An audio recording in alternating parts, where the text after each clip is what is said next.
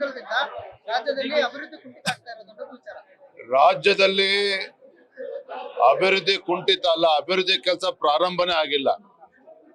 ಕಳೆದ 3 ವರ್ಷದ ಕಾಂಗ್ರೆಸ್ ಸರ್ಕಾರದ ಆಡಳಿತ ವೈಖರಿ ನೀವು ಗಮನಿಸಿದ್ರೆ ಗ್ಯಾರಂಟಿಗಳನ್ನ ನೀಡಿದ್ದೇವೆ ಅಂತೇಳಿ ರಾಜ್ಯದ ಯಾವುದೇ ವಿಧಾನಸಭಾ ಕ್ಷೇತ್ರದಲ್ಲಿ ಅಭಿವೃದ್ಧಿಗೋಸ್ಕರ ಹಣವನ್ನ ಅನುದಾನವನ್ನ ಕೊಡೋದಕ್ಕೆ ಸಾಧ್ಯ ಆಗಿಲ್ಲ.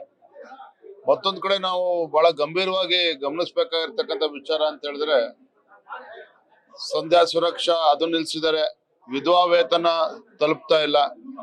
ಇವತ್ತು ಅಂಗವಿಕಲರ ವೇತನ ಅದಕ್ಕೂ ಕೂಡ ಕತ್ತರಿ ಹಾಕಿದ್ದಾರೆ.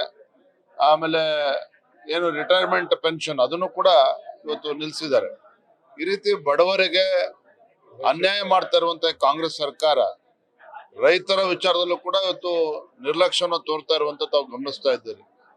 ಹಾಗಾಗಿ ಕಾಂಗ್ರೆಸ್ ಸರ್ಕಾರ ಏನೋ ಉಪಚುನಾವಣೆಗಳು ಗೆದ್ದಿದ್ದೇವೆ, ಹಾಗಾಗಿ ಜನ ಇವ್ರ ಪರವಾಗಿದ್ದಾರೆ ಅನ್ನುವ ಏನು ಇದರಲ್ಲಿದ್ದಾರೆ. ಖಂಡಿತ ಅದು ಸಾಧ್ಯ ಇಲ್ಲ.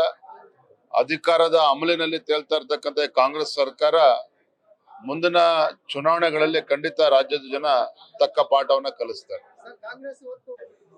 ಹಲವಾರು ಬಾರಿ ನಾನು ಹೇಳಿದ್ದೆ, ಮುಖ್ಯಮಂತ್ರಿಗಳು ಪ್ರಮಾಣ ವಚನ ತೆಗೆದುಕೊಂಡು 2 ತಿಂಗಳಾದ್ರೂ ಕೂಡ ಕ್ಯಾಬಿನೆಟ್ ಎಕ್ಸ್ಪಾನ್ಷನ್ ಗೆ ಡೇಟ್ ಫಿಕ್ಸ್ ಆಗ್ತಾ ಇರಲಿಲ್ಲ.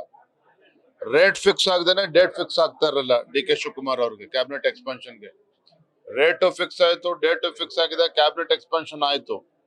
ಈಗ ಖಾತೆಗೋಸ್ಕರ ಇವತ್ತು ಕಿತ್ತಾಟ ಪ್ರಾರಂಭ ಆಗಿದೆ.